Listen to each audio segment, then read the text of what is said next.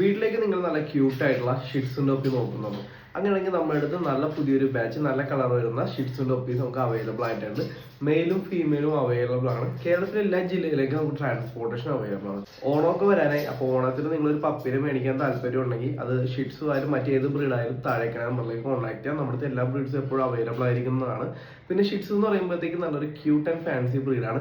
Gifting പർപ്പസിനെ ആയാലും എല്ലാത്തിനും നമുക്ക് യൂസ്ഫുൾ ആയിട്ടുള്ള ഒരു ബ്രീഡാണ് നമ്മുടെ ഷിറ്റ്സു. വൈഫിന് ഗിഫ്റ്റ് ചെയ്യാനോ കുട്ടികൾക്ക് ഗിഫ്റ്റ് ചെയ്യാനോ ഗേൾ ഫ്രണ്ടിന് ഗിഫ്റ്റ് ചെയ്യാനോ പറ്റിയ ഒരു നല്ലൊരു ബ്രീഡ് നിങ്ങൾ നോക്കുന്നുണ്ടെങ്കിൽ നിങ്ങൾക്ക് ഷിറ്റ്സിനെ പോലത്തെ പപ്പീസൊക്കെ ചൂസ് ചെയ്യാവുന്നതാണ്.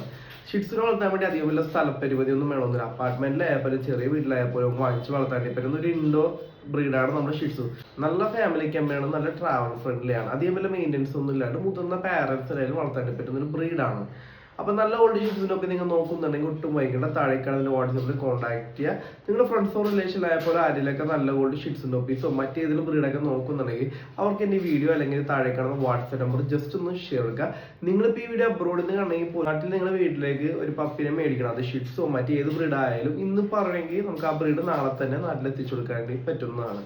അപ്പൊ നല്ല ഓൾഡ് ഷിറ്റ്സിനൊക്കെ നോക്കുന്നുണ്ടെങ്കിൽ താഴെ കാണുന്ന വാട്സാപ്പ് നമ്പറിൽ കോൺടാക്ട് ചെയ്യുക.